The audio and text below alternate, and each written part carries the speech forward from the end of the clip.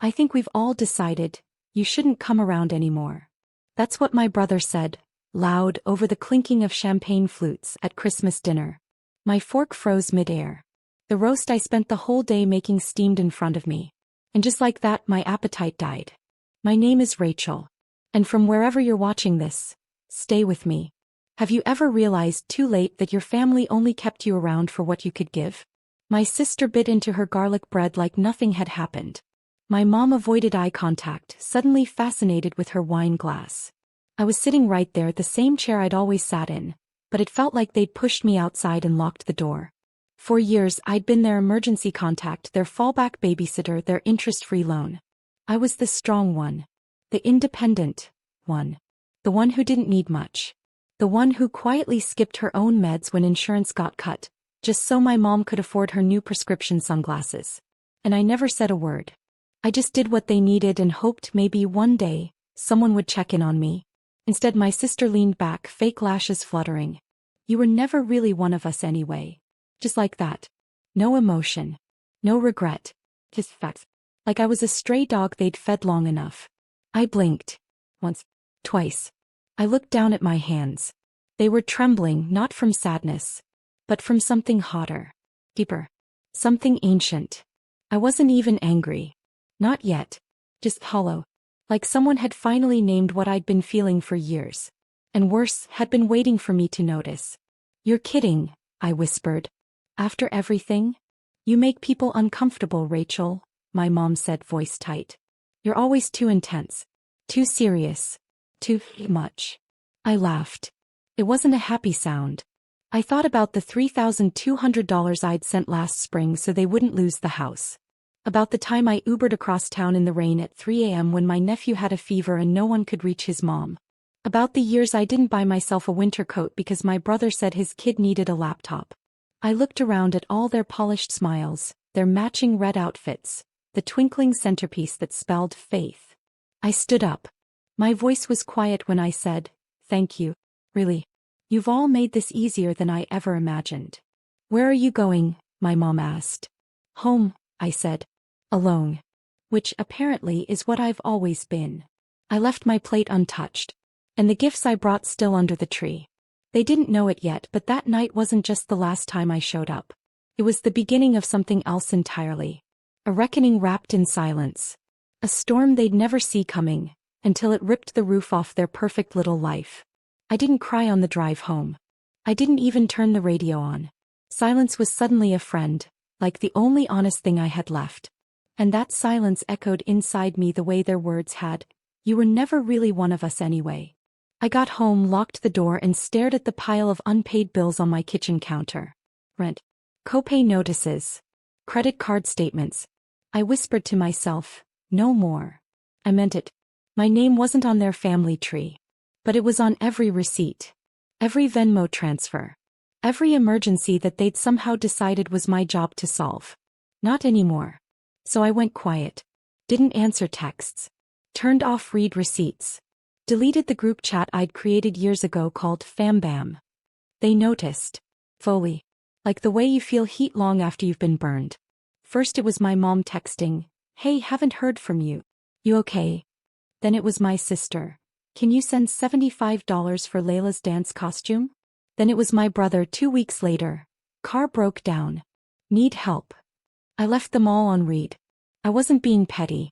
I was reclaiming my life breath by breath. See, I'd spent so long believing love meant sacrifice. That being family meant service. I'd swallowed so many of their emergencies I forgot I had wounds too. But now. I made a list. I titled it, What They Owe Me. Not just money. Though yes, there was over $18,000 in expenses I could track. But time. Birthdays. Phone calls that never came. And the dignity I gave up just to be allowed in the room. I began therapy again. Got back on my meds. Fully. Quietly. Without applause. And then I remembered something. Something important. Dad's will. He died 5 years ago and at the time, everything was so foggy. He'd always promised, you'll be okay, Rach. I've set things up for you. But when Mom took over everything, she said he left nothing specifically to me. That the house, his pensions, everything, would be handled through the family. I believed her. Because I wanted to. because it was easier. But now, I didn't believe anything anymore. So I called Dad's old lawyer. Left a message. 3 days later she called me back. And what she said felt like the ground shifting beneath my feet. Rachel, she said, your father left the house to you. Specifically. In your name only. We filed it correctly. Are you saying your family never told you? The world slowed. I sat down on my kitchen floor. I remembered Mom's voice that night. You're just too much. But I wasn't too much. I was enough to inherit a whole house. I was enough that they stole it from me. And suddenly my silence wasn't just protection. It was power. And I was about to use it. Not with screaming. Not with revenge. But with the one thing they respected more than love. Paperwork. I made an appointment the next morning. It was cold and raining, the kind of day most people would reschedule. But not me. Not anymore. I put on my best coat, took the bus downtown and walked into the county records office like I belonged there. Because I did. When the clerk pulled up the deed, she frowned slightly. There's a transfer recorded, a quitclaim deed signed 2 years ago by your mother. My pulse ticked in my throat. Can I see it? She printed it. And there it was. My father's original will, leaving the property to me outright. And underneath it, a suspicious document filed after his death. Signed by my mother as if she had authority to reassign the house to a family trust. Managed by herself. Forgery. Or at least manipulation. Maybe even fraud. That's when something inside me clicked into place. Not rage. Not revenge. Clarity. They hadn't just disowned me at Christmas. They'd erased me years ago. Legally, emotionally, financially. And I was done being erased. So I got a lawyer. A real one. Not cheap. But worth every dollar. We filed an ownership claim and a quiet title action within 2 weeks. The house wasn't just sentimental. It was worth $760,000 in a rising neighborhood. Mom still lived there. So did my sister. My brother came and went. I knew they'd fight it. And they did. Mom called first. Sobbing like a soap opera actress. Rachel. I just got served papers. What are you doing to this family? I kept my voice flat. Correcting history. You're breaking my heart. You broke mine a long time ago. This is just me fixing what Dad intended. Then my sister, what's wrong with you? You want to see Mom homeless. I bit back the urge to laugh. You made it clear I wasn't family. You don't get to cry family now. For the first time in months I slept peacefully. We went to court. They brought in a lawyer who looked annoyed he was even there. My mom's defense was that everything was always shared equally. But the judge was blunt. Your husband named your daughter Rachel as the sole heir of the property. Your subsequent attempt to transfer the deed without probate or consent appears unlawful. We'll be awarding title back to Ms. Kramer. I didn't gloat. I just watched Mom's face sink in slow motion. They had stripped me of belonging. I was just restoring what was already mine. By spring the title was officially back in my name. And that's when I made my second quiet move. I sold it. To a local developer who paid in cash. $780,000. I didn't tell anyone. They didn't deserve the warning. I just waited. Waited for the knock. Waited for their screams. Waited for the empire they built on my silence to crumble. The call came on a Tuesday morning. I was watering my new plants in my tiny but sunlit apartment, 2 towns away, far from the suffocating grip of family, when my phone buzzed non-stop. 6 missed calls from my sister. 2 from my brother. Then my mother. And then, what did you do? I didn't answer. Not yet. Instead, I watched the warm light hit the leaves of my fiddle leaf figure. I breathed in. I breathed out. Peace had a scent. It smelled like lavender and lemon oil and not being needed. By noon, my sister left a voicemail I'll never delete. You sold the house. You knew Mom was living there. She's freaking out, Rachel. You've got to stop this. We have rights. They didn't. They never did. Not over that house. Not over me. It was quiet for a day. Then came the real meltdown. The sheriff's office served them the formal 60-day notice. New ownership. New terms. And an offer. Leave peacefully or the developer would begin eviction proceedings. That night my phone rang again. This time I picked up. Mom's voice was shaking. I didn't know. I didn't think it would go this far. I leaned back in my chair staring at the ceiling. You lied about the will. You forged a deed. You let me sleep on an air mattress to help pay Layla's ballet tuition. You told me I was temporary. She started to say something. I cut in. I stopped taking my medication for months so I could send you money. Silence. I was getting sick. And still I put you first. And you gave my childhood bedroom to a dog. Then told me I never belonged. I was angry. You were cruel. And then I said what I'd been holding back for years. You didn't just disown me, Mom. You robbed me of everything Dad left for me. And now that I finally took it back, you're calling it betrayal? Oh, this is balance. She cried. I didn't. Because tears are for people who want healing. What she wanted was control. But I wasn't that girl anymore. By the time the movers arrived, my sister had posted some dramatic message on Facebook about toxic family members who destroy everything. I didn't comment. I didn't need to. The neighbors saw the for sale sign. They saw the furniture dragged out. They saw the perfect family forced to shrink down to storage units and motels. Sometimes justice doesn't roar. It whispers. It knocks. It leaves a forwarding address. And it never looks back.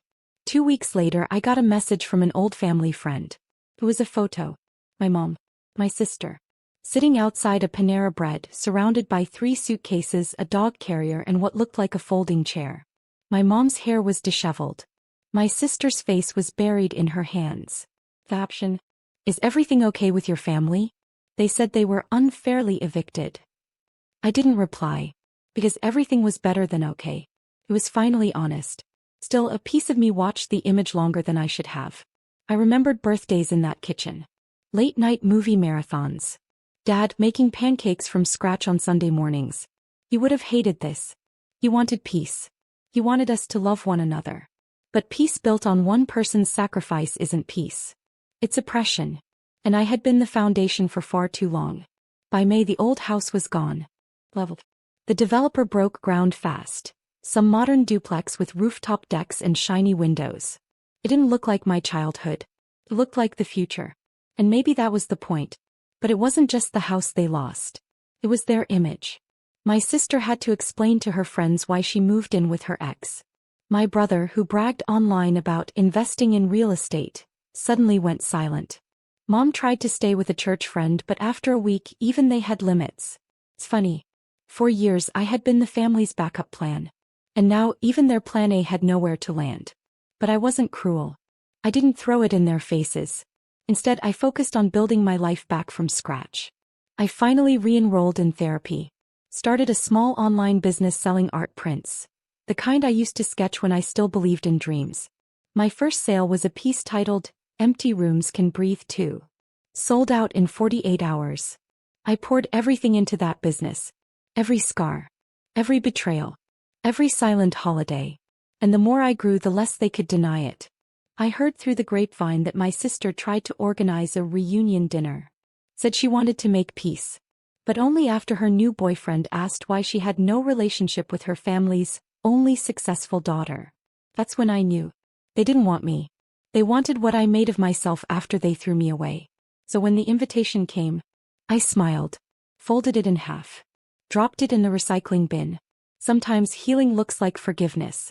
Sometimes looks like silence served cold on a plate they used to feed you crumbs from. The reunion dinner I skipped, it turned into a public mess. My sister had reserved a private room at some overpriced Italian spot downtown. She showed up in a borrowed dress and a fake Chanel clutch, trying to channel elegance on a debt-ridden life. My mom came in a fur-lined coat, in June, acting like she still ran anything. The problem? They forgot to pay the deposit. When the restaurant manager asked for the credit card, they froze. I heard later they tried to name-drop me, said I'd be covering it. I wasn't even in the city.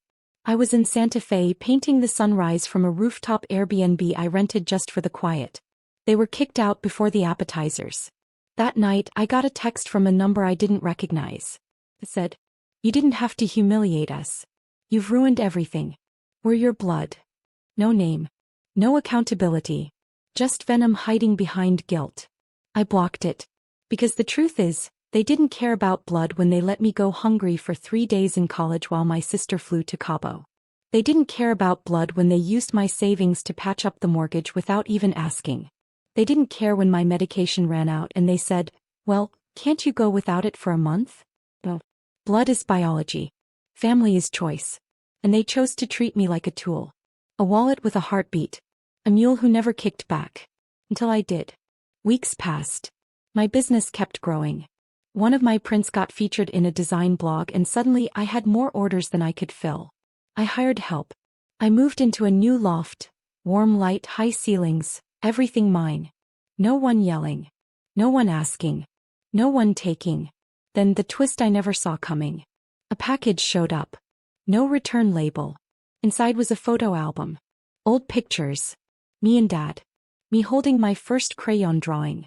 Me asleep on the couch in high school, curled up after a double shift while Mom and my sister posed behind me, smiling like they built what they constantly tore down. Taped to the back was a note. We made mistakes. Please come home. We need you. I laughed. Because home isn't a place that only needs you when it's drowning. It's the one that teaches you to swim before you go under. I didn't reply to the letter. I didn't need to. My silence was its own reply, louder than any curse, sharper than any scream. But something changed in me that week. Not pity. Not guilt. Clarity. I stopped looking at my childhood like a crime scene. I started seeing it for what it really was. A place I survived. Not a place I owed. One morning I went for a walk past a thrift store. Same street where I used to sit with my sketchpad as a kid. In the window, a framed picture of a woman sitting under a tree, holding a child close. Stopped me cold. Booked, like me and Dad. But something about it felt flipped, as if this time the woman was the one giving comfort, not needing it. I walked in. Bought it for $8. Hung it by my front door. A reminder. Not of who they were. But of who I had become despite them. That weekend I hosted a dinner in my new loft. My real family came. Not the ones with shared blood, but the ones who held me when I cried, who loaned me $50 when my bank hit zero, who cheered the loudest when my art hit 1,000 orders. Tina, my coworker from the call center days. Maya, my therapist-turned-friend. Carlos, who taught me how to price my work without shame. We toasted with cheap wine and warm bread. Someone asked if I missed them.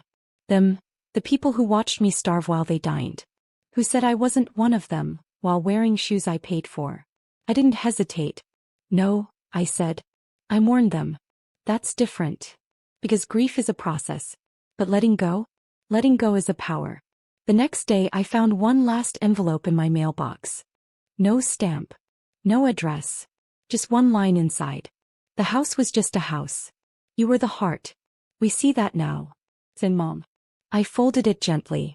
Slid it into the fireplace.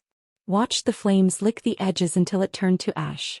Because regret too late is just another form of manipulation. They didn't see me when I was invisible. They don't get to see me now that I shine. 3 weeks after I burned that letter, I got a call from the county clerk's office. Turns out the house my parents once held over my head, the one I legally owned after Dad passed but let them live in for free, was officially sold. The final papers had cleared. The deed was no longer mine. Neither were the memories tied to it. I stood in my studio that evening, barefoot, clay under my nails, sun filtering through the tall windows. Peace wrapped around me like a second skin. Then my phone buzzed again. Blocked number. I let it ring. Then it rang again. And again. By the 5th time I picked up. It was my sister. I didn't even recognize her voice at first. Where are we supposed to go? She snapped, tears laced with bitterness. They took the furniture today. Some guy showed up with a truck. Mom's crying on the porch. All her friends are watching. I stayed quiet. She sniffed like she was waiting for me to crack. Like she still believed I was the old version of me. The fixer. Oh. You can't do this to us, Emily. There was. My name. The same name they used like a doormat for years. Suddenly mattered when there was nothing left to stand on. I closed my eyes, took a breath and said, I didn't do this to you. You did this to yourselves when you made me feel like less than nothing. She started to talk but I cut her off. Oh, and tell Mom. She was right that night. I was temporary in that house. But my love wasn't. You all just treated it like it had an expiration date. Then I hung up. And blocked her for good. The next day I saw a Facebook post from one of Mom's friends. A blurry photo of my childhood home with a for sale sign gone and a new family moving in. Two little girls chasing a golden retriever on the lawn. It didn't sting. It felt like the house was finally free too. Sometimes we spend our whole lives trying to earn love from people who've decided we don't deserve it. But when you walk away, really walk away, you realize they were never holding you. You were holding them. And the moment you let go, you don't fall. You rise.